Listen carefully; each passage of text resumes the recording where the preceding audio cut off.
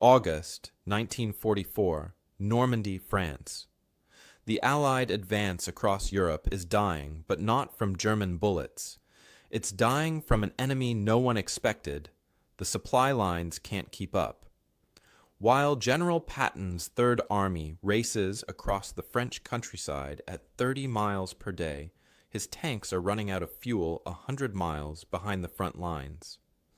Ammunition sits in depots while soldiers at the front ration their bullets.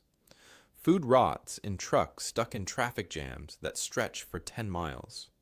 This is the story of why Maple Leaf Up became the phrase every Allied commander wanted to hear crackling over their radio, and how a small group of Canadians solved a problem that was killing the Allied advance faster than any German counterattack. The numbers tell a story of disaster. By late summer 1944, American supply columns are only delivering 60% of what forward units actually need. British transport battalions are running 12 hours late on average because of traffic jams at every major crossroad. The British 21st Army Group has to ration artillery shells to just 25 rounds per gun per day, which is half of what they need to fight effectively. Patton's tanks sit silent, not because they're damaged, but because they have no gas. One American quartermaster writes in his report that his depot has 3 million meals sitting in trucks, but he can't unload them because yesterday's trucks are still being emptied, and tomorrow's convoy is already arriving. The system is choking on its own success. Into this chaos walks Lieutenant Colonel William J. Murphy, though everyone calls him Bill. He's 34 years old, born and raised in rural Manitoba, and before the war he managed grain elevator logistics for Canadian Pacific Railway.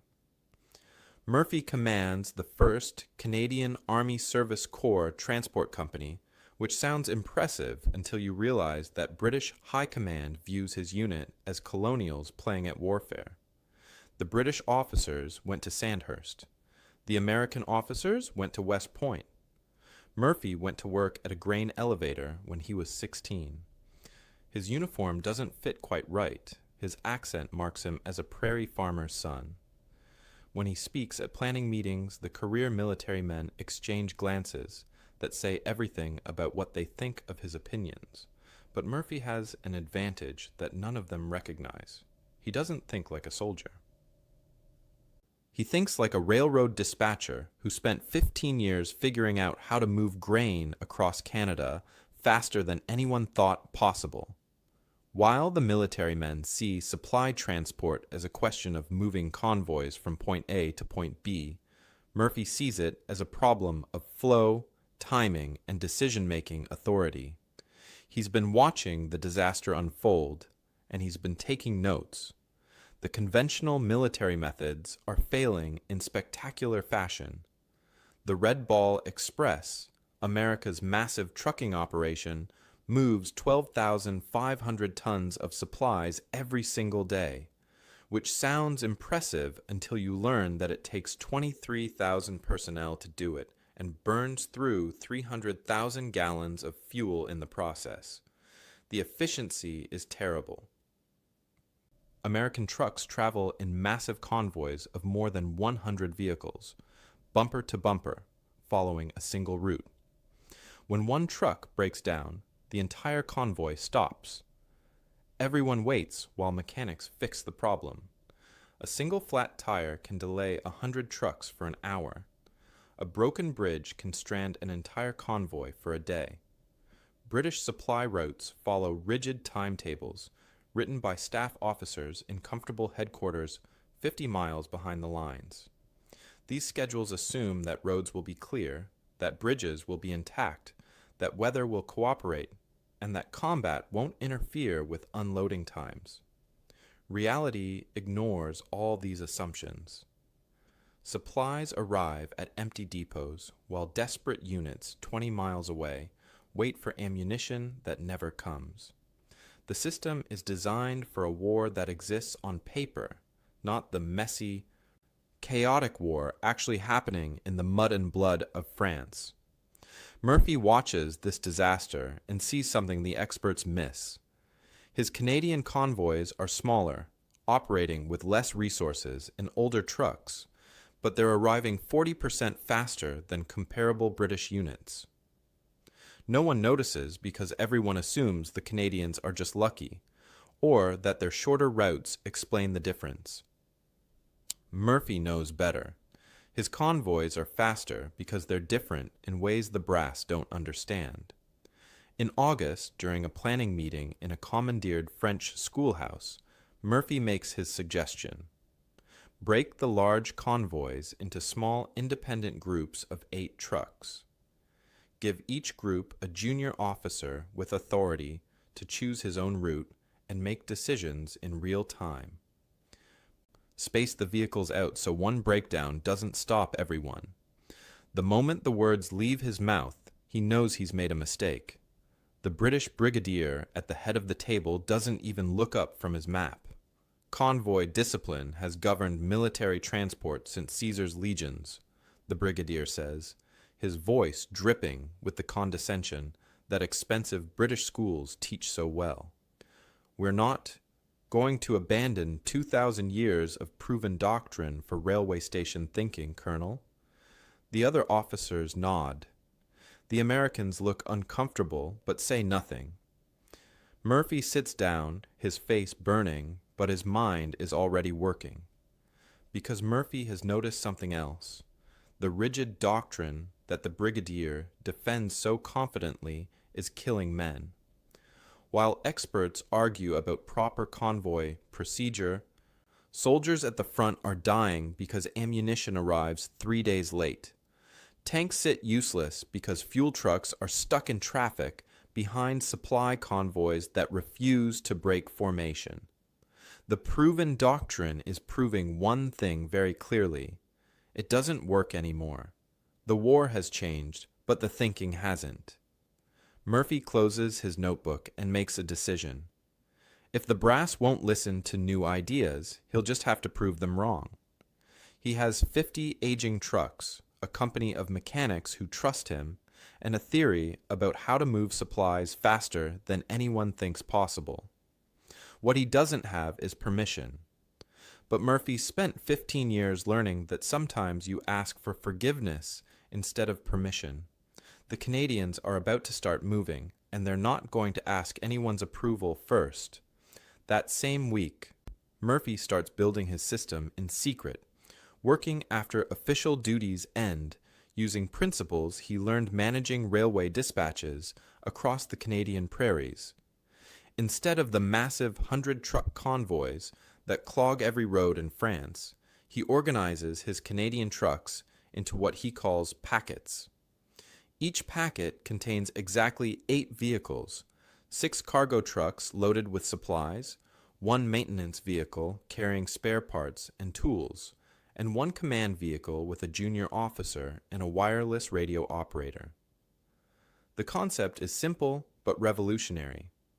Each packet operates semi-independently. The junior officer in charge doesn't follow a predetermined route written by some staff officer in a headquarters building.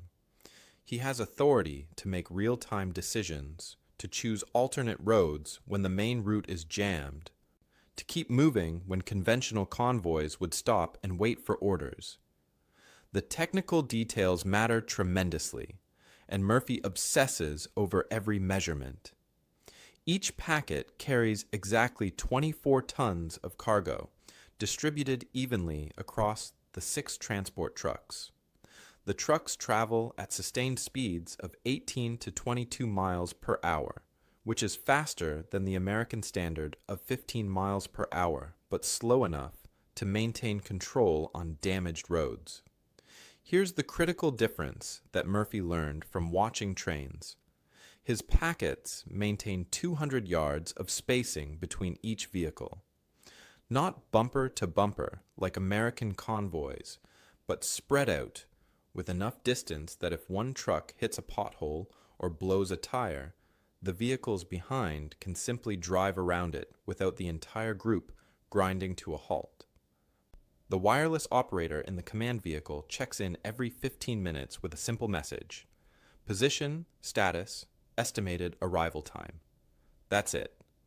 No lengthy reports, no requests for permission to proceed. Just information flowing back so Murphy knows where his trucks are and whether they're on schedule. The maintenance vehicle is Murphy's secret weapon, and he designed it himself, using knowledge from 15 years of keeping grain trucks running in Manitoba winters. Each maintenance vehicle carries standardized repair kits containing parts for the 6 most common mechanical failures: spare tires, fan belts, fuel, filters, spark plugs, radiator hoses, and brake cables. Murphy's mechanics can fix 80% of breakdowns right there on the roadside in under 30 minutes. No waiting for specialized repair teams.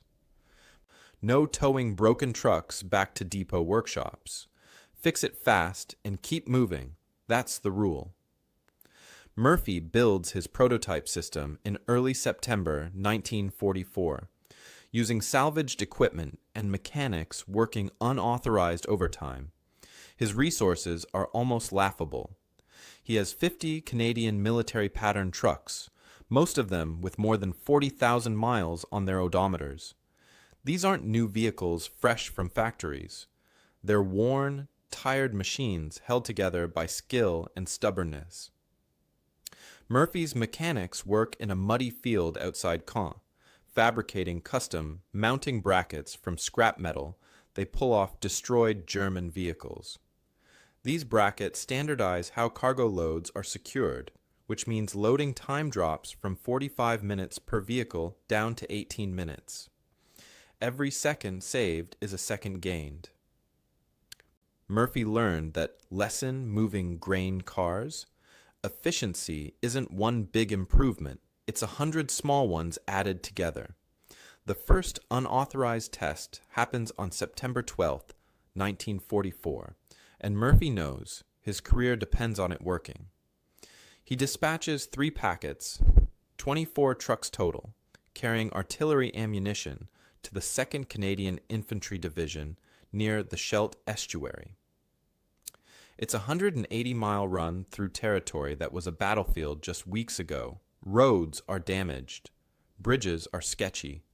German stragglers still hide in the countryside. Murphy bypasses the official route through Caen, which is a congested nightmare where American, British, and Canadian traffic fights for space on roads designed for French farm wagons. Instead, he sends his 3 packets on 3 different secondary roads.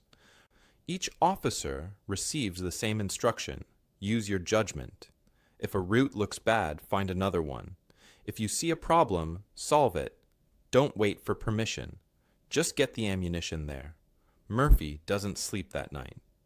He sits in his command tent with a map and a radio, tracking check-ins every 15 minutes. The packets report in like clockwork. Maple Leaf. Up 1 passing through Bayeux, road conditions good. Maple Leaf up 2 detouring around damaged bridge at Tilly-sur-Seulles. Adding 15 minutes. Maple Leaf up 3 encountering American convoy near Caen, taking parallel farm road to bypass. The wireless reports are brief, calm, professional. Murphy stares at his map and does the math in his head, calculating speeds and arrival times, second-guessing every decision. The results exceed even Murphy's hopes. All 3 packets arrive at the 2nd Division's ammunition depot within 90 minutes of each other. The average journey time is 6 hours and 20 minutes. Murphy checks with the American Transportation Office. Comparable American convoys on the main route through Caen are taking 11 to 13 hours for similar distances. His packets just moved ammunition twice as fast, using older trucks on worse roads. When Murphy's trucks roll into the depot, the Canadian quartermaster there gets on the radio with confusion in his voice. "Maple Leaf up? I thought you fellows weren't due until tomorrow morning.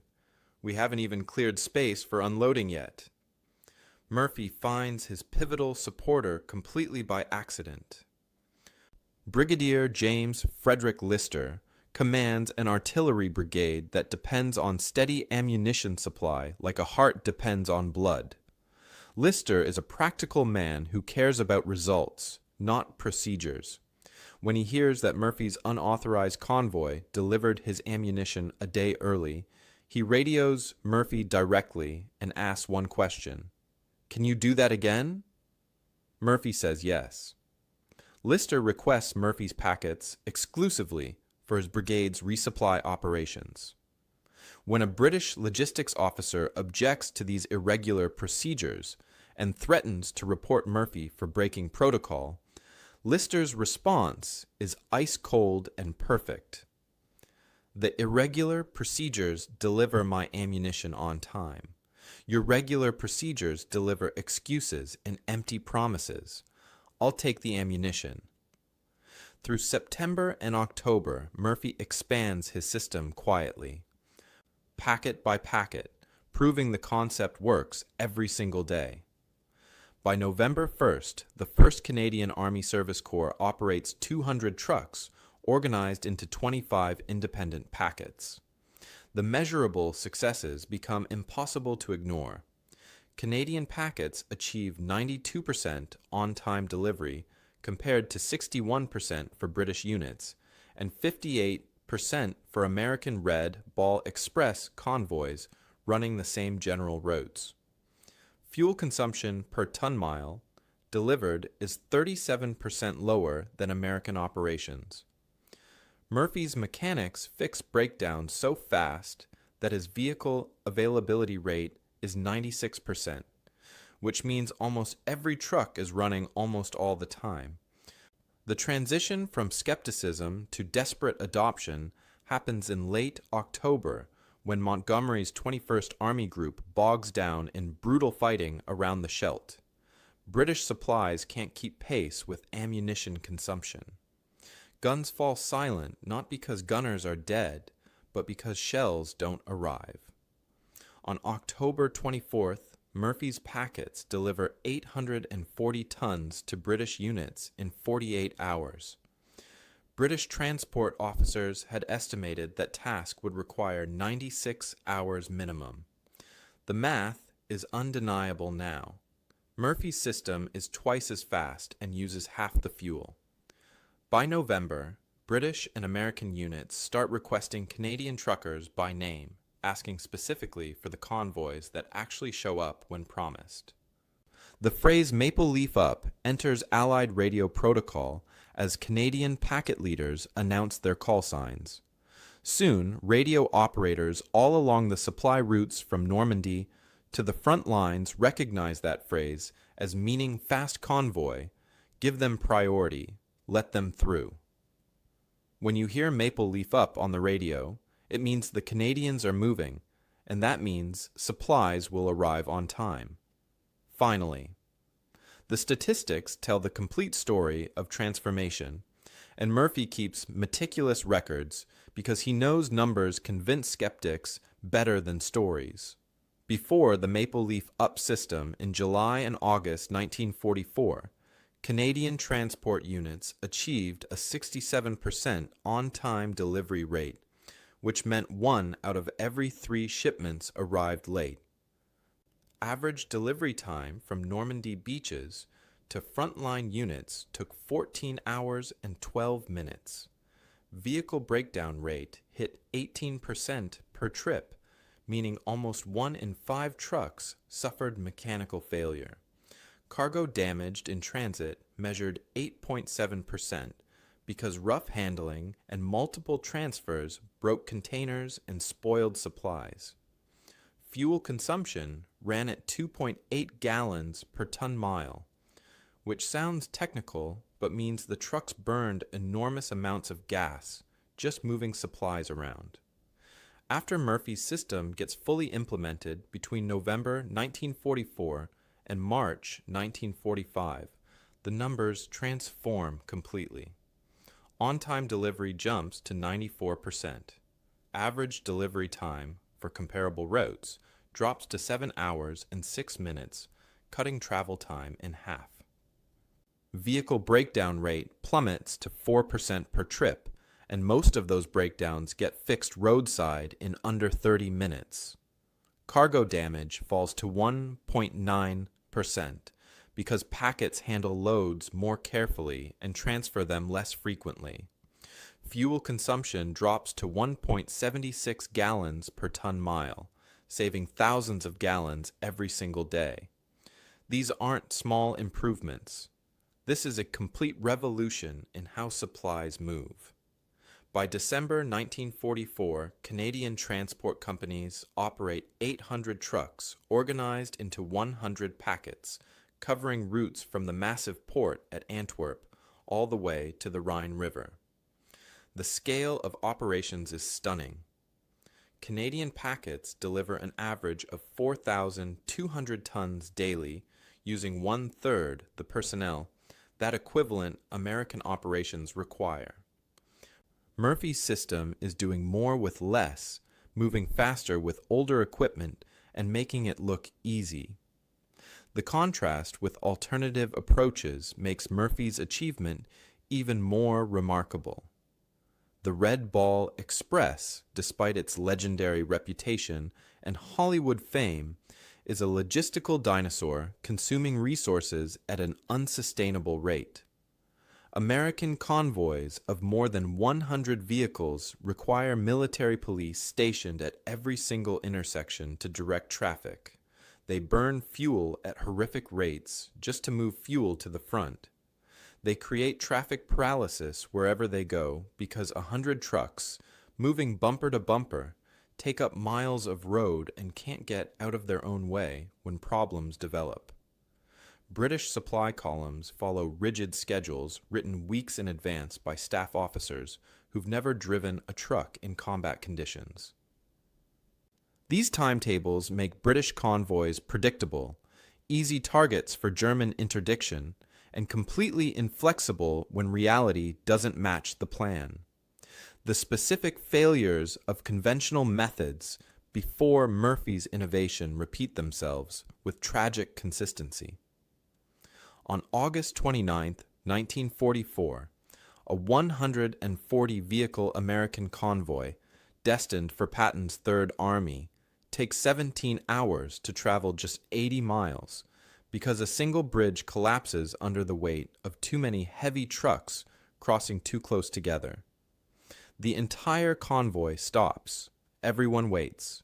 No one has authority to find another route because the route was predetermined by headquarters.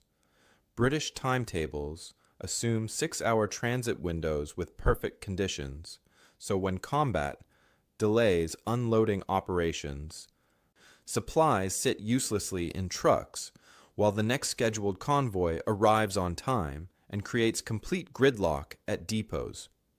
One British quartermaster files a report on September 15th that describes the insanity perfectly.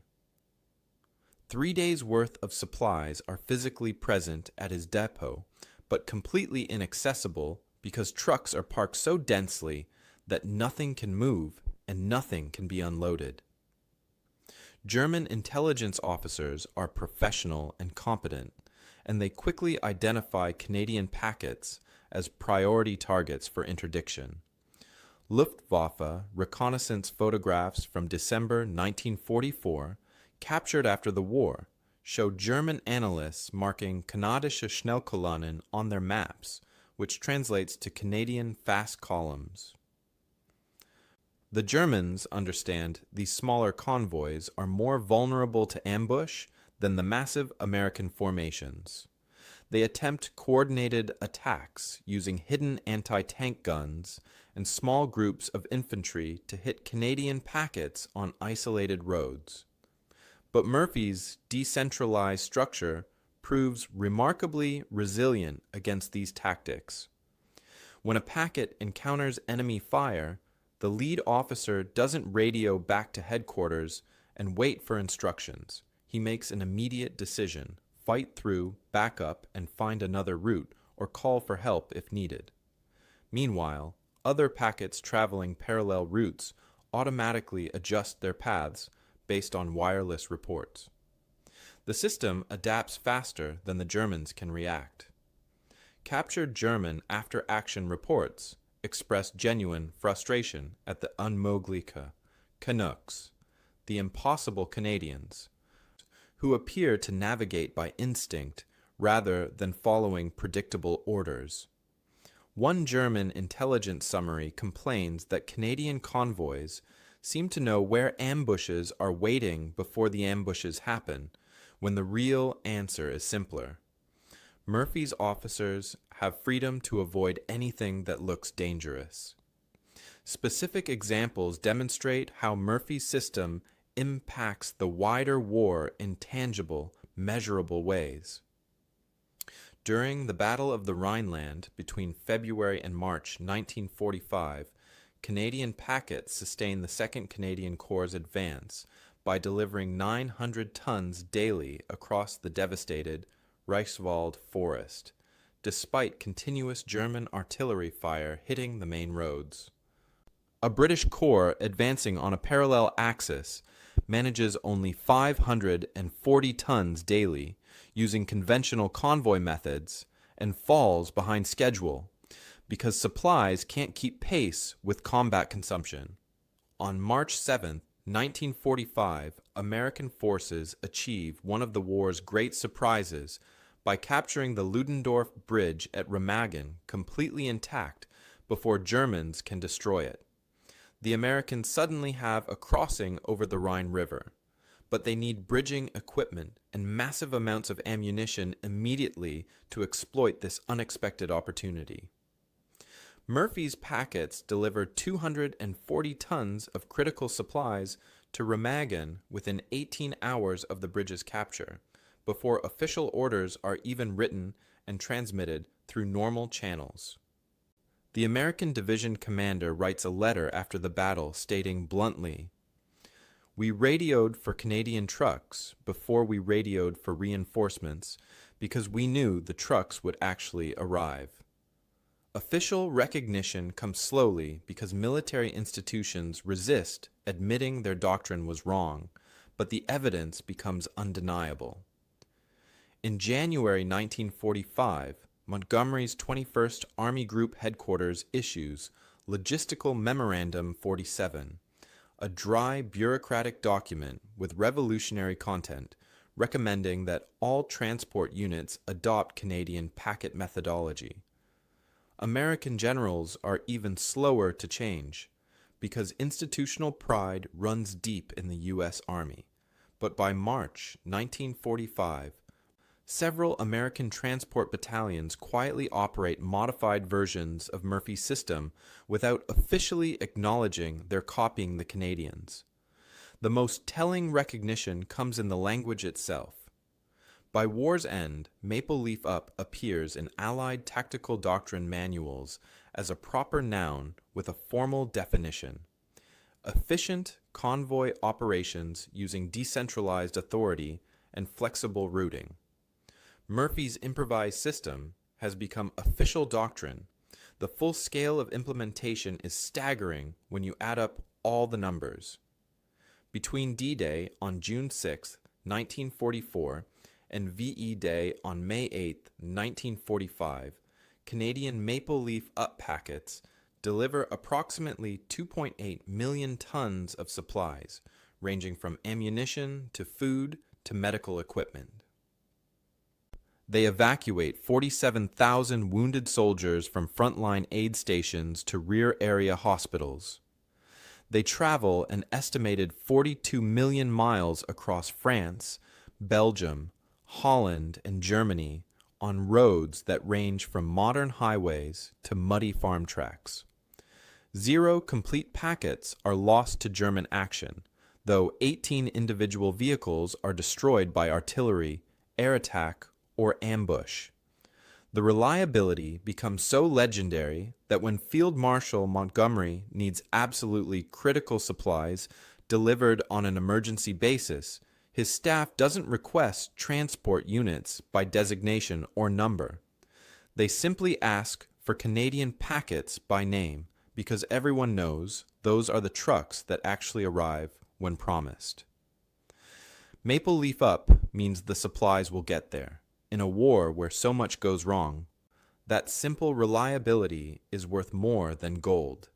The post-war evolution of maple leaf up methodology proves that Murphy's innovation wasn't just a wartime trick, but a fundamental advance in how logistics actually works.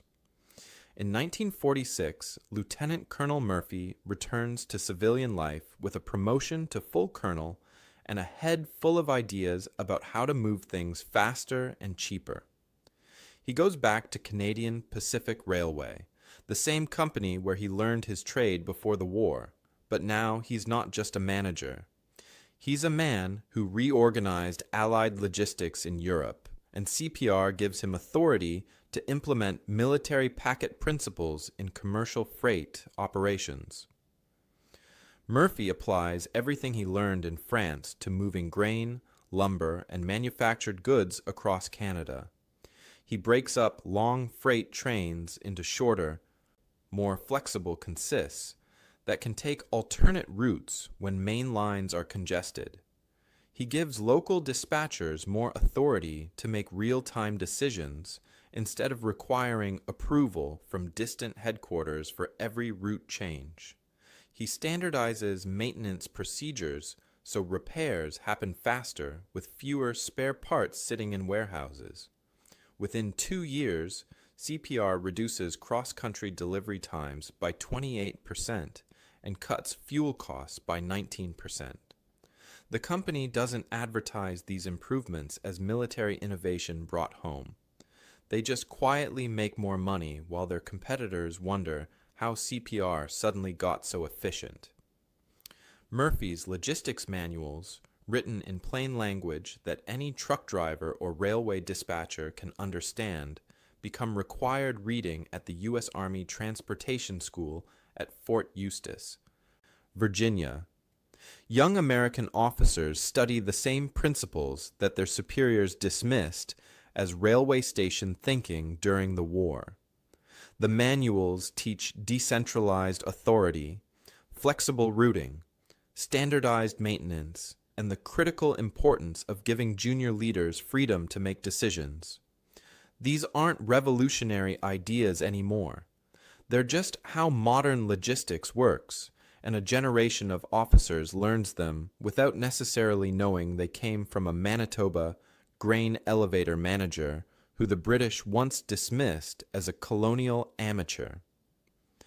Bill Murphy himself receives the Order of the British Empire in 1945, a medal given quietly without publicity or newspaper coverage. The ceremony happens in a small office in London with only a handful of witnesses.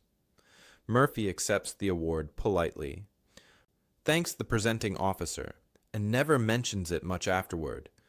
He doesn't seek recognition for what he did. When a military historian interviews him in 1974 for a book about Canadian logistics in World War II, Murphy's response is typical of the man. "I just moved the groceries. Other fellows did the fighting and dying. They're the ones who mattered." Murphy retires from Canadian Pacific Railway in 1968 after 42 years with the company. He moves to a small house in Winnipeg and lives quietly, tending a garden and reading history books. He dies in 1982 at age 72. His obituary in the Winnipeg Free Press runs 6 sentences long. It mentions his railway career and his military service, but doesn't explain what maple leaf up means or how his innovation changed modern logistics. No monuments commemorate his achievement. No schools bear his name. The man who outperformed the combined military establishments of 3 major powers fades into obscurity, remembered only by a shrinking number of veterans who knew what those words meant when they crackled over a radio in France. But Murphy's ideas live on in ways he never imagined. Modern military logistics, from American operations in Iraq and Afghanistan to NATO exercises across Europe, use direct descendants of Murphy's decentralized packet system. The U.S. Army's current convoy operations doctrine, written and rewritten over decades, enshrines principles Murphy pioneered in 1944. Small independent units instead of massive convoys, flexible routing authority at the lowest practical level, standardized maintenance procedures that enable roadside repairs, and real-time communication to coordinate movement without requiring constant approval from higher headquarters. The language has changed and the technology has improved, but the fundamental concepts are Murphy's. When a young American lieutenant in Iraq in 2007 leads a convoy of 8 vehicles, maintains spacing between trucks, and has authority to change routes when his planned path looks dangerous, he's executing Murphy's doctrine whether he knows it or not. Commercial trucking has adopted Murphy's methodology even more completely than the military. Modern freight operations with GPS tracking, computerized route optimization, and autonomous decision-making authority are essentially Murphy's 1944 system amplified by 70 years of technology. When a truck driver for a major shipping company gets a route assignment but has freedom to take alternates if traffic is bad, that's Murphy's flexible routing. When freight companies maintain standardized repair kits in their trucks to fix common problems without towing vehicles back to shops, that's Murphy's maintenance philosophy. When dispatchers track shipments in real time and coordinate multiple vehicles independently rather than in rigid convoys, that's Murphy's packet system with satellites and computers. The entire modern logistics industry runs on principles a railway dispatcher from Manitoba developed to move ammunition through war-torn France. The broader conclusions about innovation and adaptation extend far beyond logistics and military operations. Murphy succeeded not by having more resources than his competitors, but by questioning fundamental assumptions about how resources should be organized. Everyone else looked at the logistics crisis in 1944 and asked how to make the existing system work better. Murphy asked whether the existing system made sense at all. While American and British commanders scaled up conventional methods, building bigger convoys with more vehicles and more personnel, Murphy scaled down and decentralized. He recognized that efficiency often lies not in doing more of what already fails, but in restructuring systems to eliminate root causes of failure. This is the hardest kind of innovation because it requires admitting that accepted wisdom might be completely wrong. The contemporary challenge is recognizing when we're trapped in our own 100-truck convoy thinking, those moments when we solve problems by adding complexity instead of questioning underlying structures. Every organization, every institution, every system has its version of the massive convoy. The established way of doing things that everyone agrees must be correct because that's how it's always been done. Murphy's lesson is that sometimes the most transformative innovation comes from someone asking the dangerous question, does it actually have to work this way? The answer is often no, but discovering that answer requires the courage to test unconventional ideas when experts insist you're wrong. Murphy won the logistics war not through technological superiority or superior resources. He won through organizational intelligence, through understanding that giving junior officers authority to make decisions was more valuable than maintaining command hierarchy. He won by trusting the judgment of lieutenants and sergeants closer to actual conditions, rather than requiring them to follow plans written by staff officers 50 miles behind the lines. This was a revolutionary act in 1944, and it remains revolutionary today in any organization where decision-making authority concentrates at the top, and people on the ground must wait for permission to solve obvious problems. The enduring lesson of Maple Leaf Up is this: the most transformative innovations often come not from experts at the center, but from outsiders on the periphery who see systems clearly, precisely, because they weren't trained to accept their limitations. A grain elevator manager from Manitoba, armed with common sense and prairie pragmatism, outperformed military establishments that had been perfecting logistics for centuries. He did it not through heroics or dramatic breakthroughs, but through the revolutionary act of asking whether conventional wisdom actually made sense. When the radio crackled with those words, Maple Leaf Up, it meant more than Canadians on the move. It meant someone had decided that efficiency mattered more than tradition, that results trumped protocol, and that the right answer might come from the most unexpected source.